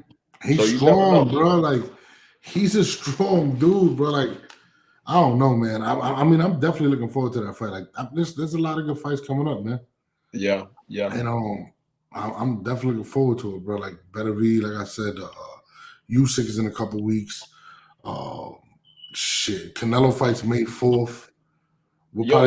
Is he fighting? Because I seen it was circulating. They saying that PBC. I heard about 35 mil. So he's saying like either they pay the 35 mil or he gonna have to opt out of that. Bruh. I don't know. He said he fighting May 4th. So they don't. I don't know what's the holdup, but I don't know. I mean, I got to read up on that a little more. But I heard the thing about the PBC and they own 35 million or some shit. And yeah, he's supposed to be guaranteed. And you know, he it's like he got Eddie Reynoso and them know about the business side. So it's like they're not gonna just be like, yeah, let's do it. Like on some prideful stuff. It's like a business move. Nah, everything. And that's why I tell people too. When it comes to Canelo Alvarez, bro, whether you like him or not. He's about business, bro. Like, that's why when people keep telling him, oh, you ducking Benavidez. I'm like, bro, I don't believe he's ducking Benavidez, but he understands how bad he understands people want to see him lose. And they believe Benavidez has the best shot of beating him at 168.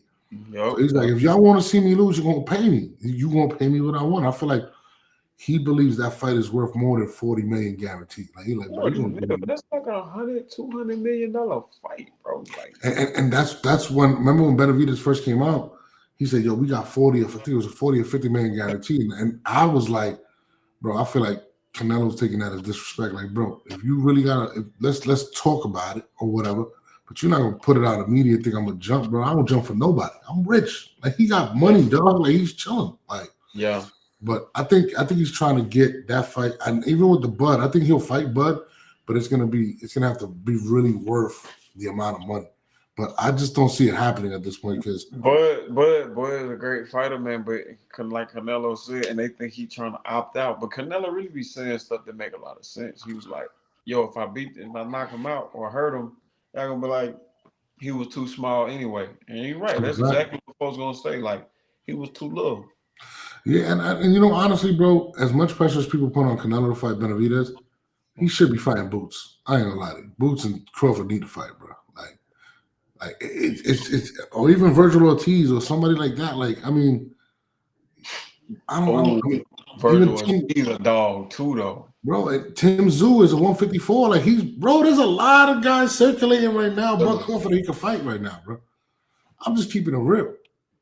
Who else called out? Teofimo called out Crawford. Yeah, Teofimo did, and I think a lot of people are sleeping on Teofimo. Like, I'm like, bro, like, don't get it fucked up, bro. What I said yesterday, but like I said yesterday, the minute you take one loss or even a draw, you a bum. That's what they like. Yo, that's a bum. But it's like, yo. So Pacquiao must have been a bum because when Pacquiao came over to the States, he had many losses. See, but this is where people don't realize shit, and I think when it comes to urban fighters, particularly black fighters, right? Mm-hmm. I think because of Floyd Mayweather protecting that O, a lot of them are hesitant to take that L because once they take that L, they feel like they stock just drop. Look at the Latino fighters, or even the white fighters. Bro, Lomachenko was on his third loss, still selling tickets. Yeah. Canelo got 2 losses. He's the biggest fighter in boxing. 2 losses, 1 draw. No, 2 losses, 2 draws, right? Yeah, I think it's 2 and 1 draw. I think it might be 2 and 1. Yeah, 2 and 1. Bro, you keep going now. Manny Pacquiao, he has 6 losses. Pacquiao got 6. I think he got more than that. I know it's no less than 6. But Yeah. Those guys continue, and I don't know what it is, but I think Floyd fucked up a lot of fighters, and that's why we see a lot of the marquee black fighters don't fight the big fights. It takes forever to fight. Yeah, bro, they scared, bro. Errol Spence, they call him a bum. I'm like, he's one of the greatest fighters to ever fight. All that he accomplished. Yeah. All that he accomplished, and see, people want to focus on the bad things. Yeah, bro, and it's just terrible. But I feel like that's why a lot of Shakur's Gervonta, he trying to hold on to that motherfucker forever. He ain't trying to take it. But I ain't gonna cap. I remember I heard Gervonta say that. Like, he ain't gonna front. He trying to die with his O. By all means, like, if that's the case, I don't know, never fight Haney. Never gonna fight. I'm just keeping it real, dog. Like, that's the case. He's never gonna fight Haney, bro. You're not gonna take it. Like, that's why I respect Canelo so much. You could talk all the shit you want, but who got a better resume than Canelo? It's crazy. It's crazy. Yo, that's why I always I always go look at the fighters. Like, when I look at the fighters, and then I go look at their resume. I'm like, bro, like, he ain't fought nobody. Nope. But then it's like you go look at the dude that potentially they got a split decision with and see who this dude be. He's like, oh, okay, he fought a killer. Like, so if you think about it, Devin Haney ain't doing nothing but getting better. Yeah. So he's helping his career. And he's understanding. His father's a genius, by the way. Bill Haney's a fucking genius. He's hilarious, by the way. But he's also he's starting to get clout where he can call the shots now. It's dangerous. So now he don't got to drain down. He don't have to be like, bro, if you want to fight me, you're going to have to have a weight class. You can only get to whatever. You got to be at 135. You can't balloon past 142. Yeah. He don't have to do that shit no more.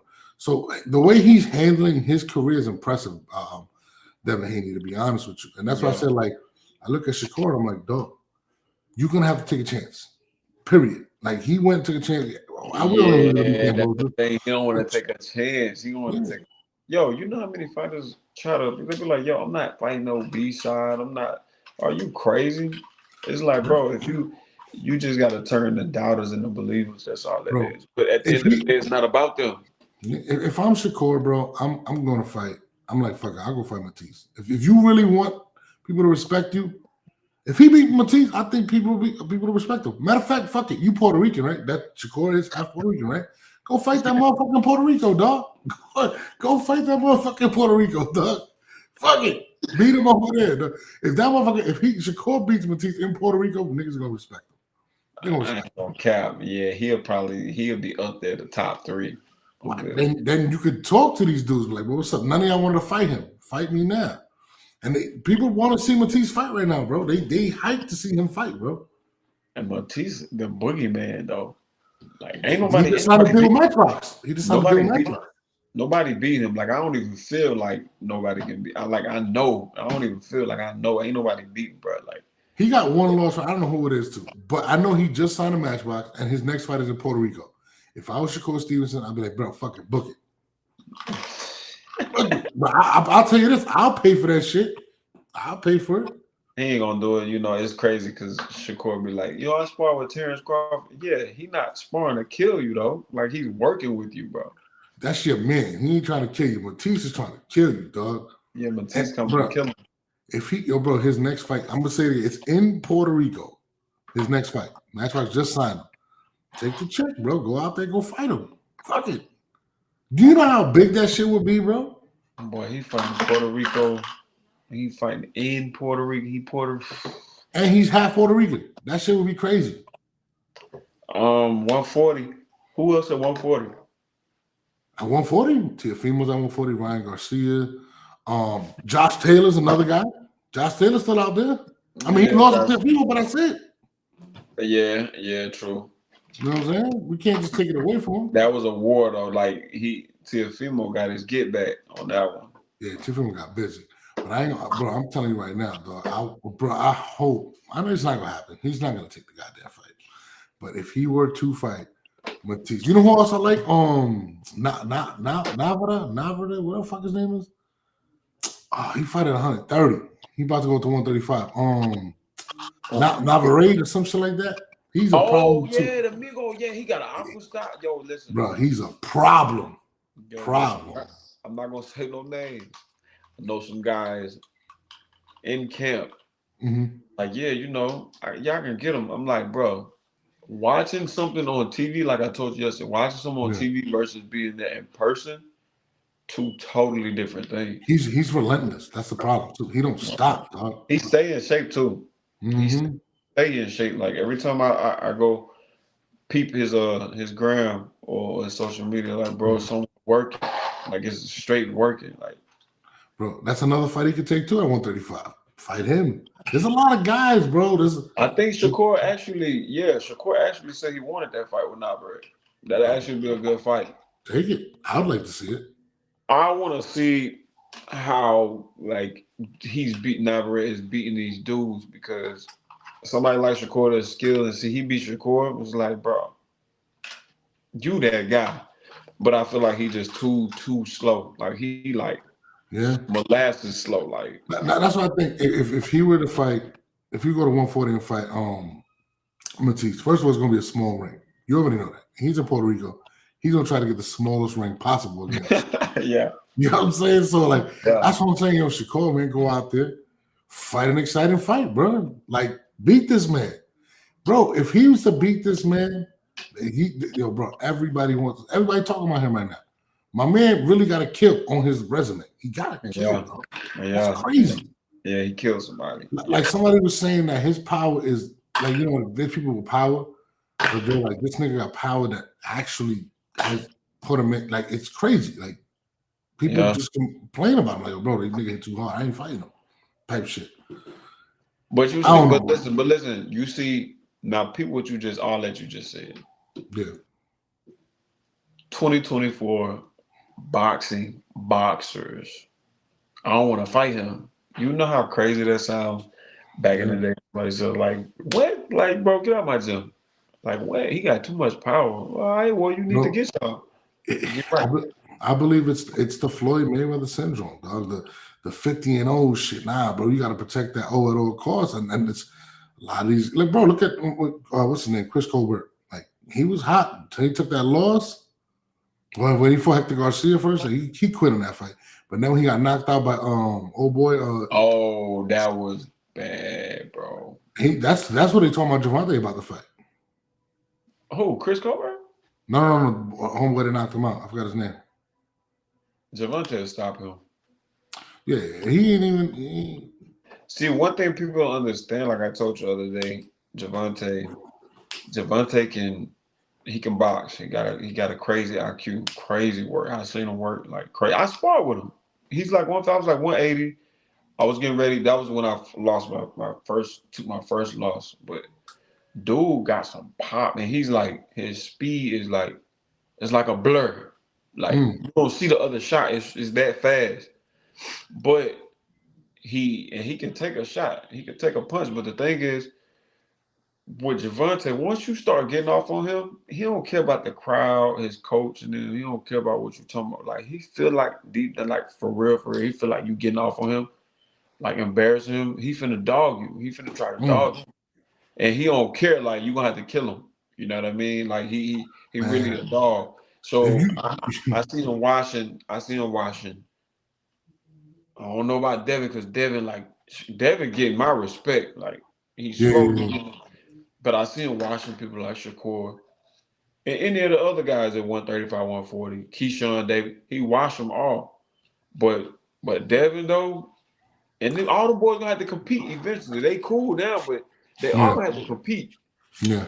You know what I mean? So I think that as far as like big dog, like I got Gervonta.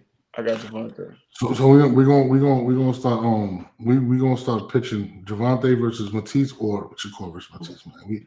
I want to see something, man. I want to see something ready, bro. Gervonta versus Matisse. If he fight Matisse, he gain all my respect. Cause I ain't gonna front. I think he's talented, but I be getting on him. My mans get mad at me. I'm like, bro, if I see Gervonta fight one more tomato can, bro, like I'm not paying $80 to see him fight. Like come on, bro. Like, that was a money grab though. Him and Ryan. Yeah, 100%. He knew dude was mentally unstable. He ran into him in the club. He was like, something wrong with this nigga. I'm gonna knock him out. Fuck it. Like, he's not all there, bro. Like, he's not even focused. You gotta be focused right at this point. But I think how big Matisse get on Fight Night, you think? I don't know, bro. But He fights 140. You said Devin got to 65. I think Matisse get back to 165, bro. Yeah, now, if Matisse get back 165, first of all, you're not gonna give him a rehydration clause. It's not happening. So I got Matisse on that one. He calling everybody out though, bro. Like, he disrespectful. He's like, Gervonta. Theo, you a pussy. You're not even Latino. Like bro, this is the crazy shit. Theo, I fuck with Theo. I don't know him personally, right? But this motherfucker went out and said, he said Puerto Rican fighters are trash, right? Theo said that? He said they trash and they easy to beat. I'll be whooping on Puerto Rican fighters all the time. And when I heard him say that shit, I'm Puerto Rican, I'm like, my nigga, now you got to fight Matisse, bro. Because he's cloning all types of shit. And if Theo fight that man in Puerto Rico, his next fight is in Puerto Rico, but somebody got to fight him. That would be crazy, bro. But I'm not going to lie. Theo can't fight him in Puerto Rico. They're going to kill him. He ain't going to. Well, you know how it is, man. Like you said, to piggyback off what you said earlier, like it's all a publicity stunt in this social media. Like closed mouths don't get fed. You got to talk. That's like I'm gonna be posting a lot of stuff as far as like leading up to this fight because it's like you got to promote it. You got to. You can't just be like, oh yeah, fight such and such, working hard. Nah, man. People want to see that. That's how Rolly got to where he at. That's what hilarious. You know what I'm saying? So I know Newman did that he was trying to get the fight with Berlanga. Nah, you know what I'm saying? So you got to do that. You have to do that. Put that pressure on him. Get him more. I mean, that's the tough game about you guys, man. Coming up, like even Kev Newman, like bro, like once these guys are in a position that they feel like if you're a threat and there's an investment, they're gonna duck all smoke. He might fight like he's at 168, Berlanga. He got a name and he hasn't fought nobody.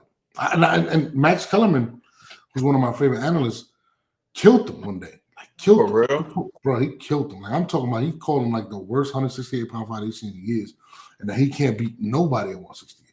Who, Berlanga? Yeah, that's what Max Kellerman was saying. He's listen, I'm telling you, the guys at 68, the killers, you got to do named Pachicho. You got another guy over in the UK, not Ben Whitaker, but he's like Muslim. I think I was checking him out yesterday. Tall guy. You got who's that guy? Molina? That's I think so. Then you got like two Russian. The Russian guy I just fought, he probably would give the other guys problems, some elite 168ers problems. But then again, I don't know because I was dehydrated, so I don't know. Man, he might get cooked, but he's a really good fighter too. But the thing is, like, you got Pachicho, you got who else? You got Benavidez, you got Munguia, here's a problem. Canelo, you got Caleb Plant, you got who else is 68? I've been watching some 68ers. You got some other 68ers like Canadian, like they like underlying people ain't really giving them the respect due, but like. It's like probably 20 168ers, like some killers right now. But ain't nobody trying to fight them. They trying to go grab a bag, get paid. And that's what I'm saying. Berlanga fights next month in Orlando. I know that. And who is he fighting? I don't even know. I'm gonna be honest with you. Like, but they trying to build him up big time top right there. I know they invested. They probably signed into a big deal. He's with the Zone now, right? He might be. I know he's with Top Rank. That I know. But I don't know if he's with the Zone.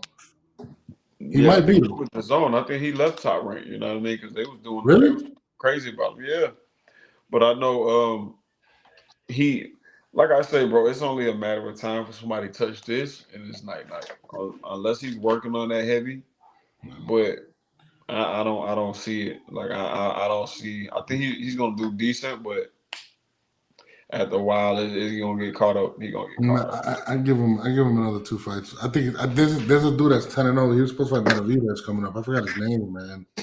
He's a problem. I forgot his name. He's a problem though. But I mean, maybe he fights Munguia. Maybe they throw him Munguia. Munguia's running through people.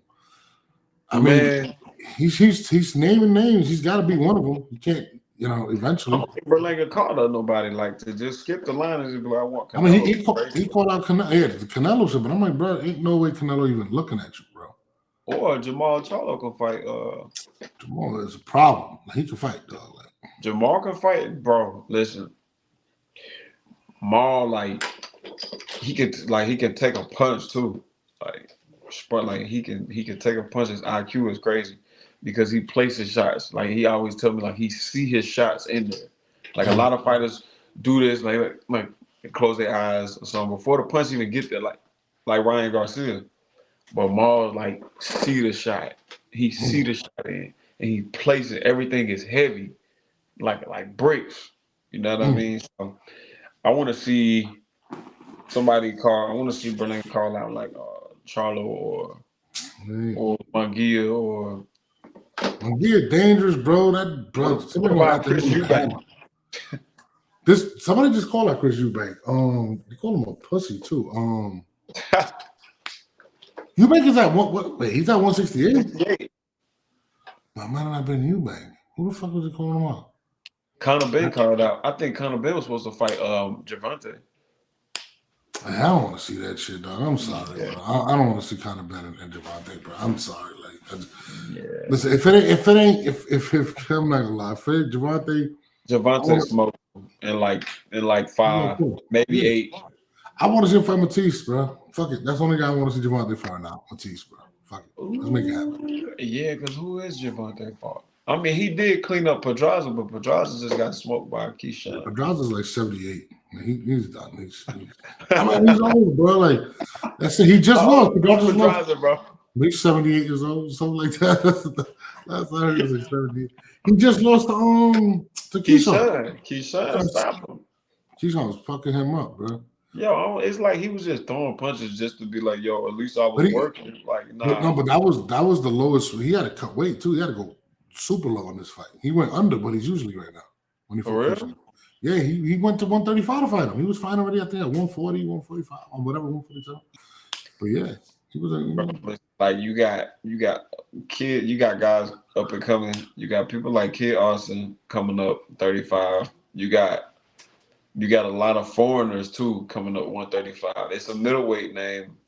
Forget I think he's Russian, but he look Asian. You're not talking about Tim Tszyu. No, not Tim Tszyu. It's another guy. It's another guy. We top rank. He's nice. What do you think about Tim Tszyu and Thurman? Who do you think about that? They sleeping on Thurman. I mean, Thurman been ducking smoke, but like he playing the game too. He being smart too. Thurman is hilarious, bro. Like he lost to what? He got one loss, right? To Manny Pacquiao. So what you call it? Manny talking about coming back. Who, Manny? Yeah, fucking Manny need to leave it alone, man. Stop, bro. Like, bro, he said he wants I think he said, if I'm not mistaken, Crawford. I think it was Crawford, and I want to say Gervonta. I'm not 100% sure, but I think that's a fight Gervonta would take. I think Gervonta would take that fight. Oh man, he too old. Manny would get hurt bad. Manny. I agree. Of course, I agree. But I'll tell you this right now. Manny is an 8-time division champion, bro. He started like at 108 pounds. 8 pounds.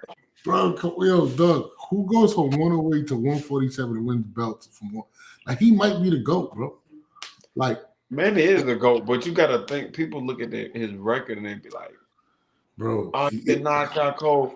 Listen, but he entertaining. He get busy. Manny get busy. Bro, you so like, for a lot of people have Floyd's go. Listen, if that's your goal, it's whatever.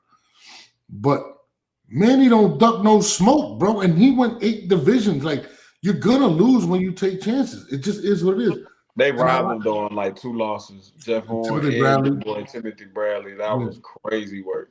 Yeah, bro. But like, bro, Floyd didn't fight Paul Williams. He didn't fight Margarito. There's a lot of guys he didn't fight. Yo, that's crazy. You brought that up. So story, right? I remember what's his name? The guy that trained Paul. Dang, what was his name? I forget his name. Older guy. But anyway, he used to be plugged with. Huh? Paul was a savage. Yeah, Paul was a savage, but he cleared out the division at 47, and Floyd didn't want to fight him, so he went up. But he tried to do that same stuff with bigger guys. It don't work like that. No, he was a tall ass fighter too. I think he was like 6'2". He was like 6'2", 6'3". Throwing over 100 punches around. Yeah. So what happened was, anyway, long story short, Paul and Floyd was cool with Al Heyman. They both knew Al Heyman at the time. Al Heyman was in the gym, and I remember Mr. Gregory, I think, Paul's trainer had asked Al Heyman, because Al Heyman was big in the music industry, and he was like, "Yo," he was like, "Huh?" I didn't know that. Yeah, he was big in the music industry, so he's like, "Yo, let me get that fight. We want that fight with Floyd." You know, he's cool. He's like, "Nah." He's like, "Nah, no." So what happened was, once Paul got paralyzed, remember when Paul was active, Floyd was retired. Floyd was getting Nah, bro. They was around the same time. Floyd retired. Nah, Paul, bro. They was coming up at 140 together, 135. Yeah, but when it was like time for them to like get ready to meet, remember Floyd had retired. Floyd was retired. No, Paul got paralyzed like 2000 and I want to say like 2012. Oh, HBO, yeah, because he was fighting at 160 at the time. Yeah, because he was he fighting at 160? Nah, I don't remember. Nah, he was fighting at 160. He was fighting at 130. Hold on, let me look this shit up. I remember he was in that division too. There was in the same division. He was throwing. He was just mad big. Paul started off at 47. You sure? Yeah, and went up to 160. But he said that he's like, he retired. Floyd had retired, but then when Paul had got paralyzed, something like that, that's when Floyd came out of retirement, so to speak. I don't know how true that is, but that's what they were saying. Nah, Paul. See, look, I'm right here. He competed as an American professional boxer who competed from 2000 to 2012. He held the WBO title between 2007 and 2008, the W interim 2008, and challenged once the unified middleweight. Oh shit! Title in 2010, nicknamed the Punisher. 6'2". I think he was right. Hold on. I thought he wasn't welterweight and light middleweight. So he just started light welterweight, then light middleweight. But Floyd was active at the time. Floyd was active? Yeah, Floyd was fighting. Yeah, this is 2008, bro. This is when Floyd was fighting like the De La Hoyas and shit like that. Floyd retired like in 2000 and like what? 2017 or something like that? 2016, 2017. Yeah, I think. Matter of fact, he's 42. Floyd older than him. Oh, he older than Paul? Yeah, Floyd about Paul 40, right now. Huh? How old is Paul? 42. Yeah. Oh, they're the same age. Nah, Floyd is about 45. Oh, Floyd was older. Yeah. Then he had the motorcycle accident. Yeah. Now he debuted in 2000. He was a big ass fighter. I remember that shit. Yeah, Paul was a hitter though. Yeah, Paul was a hitter. But shit, man. Where's gonna be where's the fight gonna be at? Let them know. I might have to pull up to that shit. Oh yeah, you're gonna have to, bro. You're gonna definitely have to. It's gonna be in Texas. I believe it's gonna be in either Austin, Texas, or San Antonio, Texas. Okay. Because he's a native. But see, I'm known for going to backyards and like disrupting their flow. Okay. You know what I mean? So, like I said, with this, given that I got like 8+ weeks to get ready for this guy, it's gonna be like a great fight. But I feel like this fight, I'm gonna end up clipping him or hurting him real bad to where I get the win on decision. So it's already locked in. You said June? Yeah, June? June 24th, or you know the exact date? I got to get the dates, get the rest of the details, but I'm gonna for sure let you know. But I know it is for sure in June because when my manager called me, George told me that they was looking for the 168ers, and I got selected. My name got put in the batch. So, who else is on the card? You don't even know yet. I don't know. I know it's gonna be a good card. They're getting the card together, as a matter of fact, because June is what we in February. Yep. It's like 4 months away. 3 months away. So, like I said, it's over 8+ weeks. All right. So let them know where they can find you, man. I'm about to go put these kids to sleep. I hope they sleep. For sure, man. I it. appreciate you having me. But y'all can follow me on IG. It's ECMoon 2022, and that's the only social media site I'm on for now. I bet. No, listen, man. I'm gonna have to get you on more just to talk regular shit that's popping, man. You're gonna have to, bro. You're gonna have to. I enjoy doing this. This is let's real do stuff, it, man. real talk. Let's definitely do it, man. And listen, man, we're gonna get you some equipment. We're gonna make you a podcaster too, man. Fuck it. You know what I mean? We're gonna get it popping. Let's do it, man. You got to send me some stuff. You got to, man. All right, should we figure it out? You know I'm in Atlanta, man. Whenever you back out here, we gotta get up. Yeah, you ain't nowhere. I'll be back up there in about a month. For sure. So I'm gonna have to definitely come through and come holler at you. I bet, man. We lit. I appreciate you, brother. All right, for sure, man. Likewise. All right, bro. All right.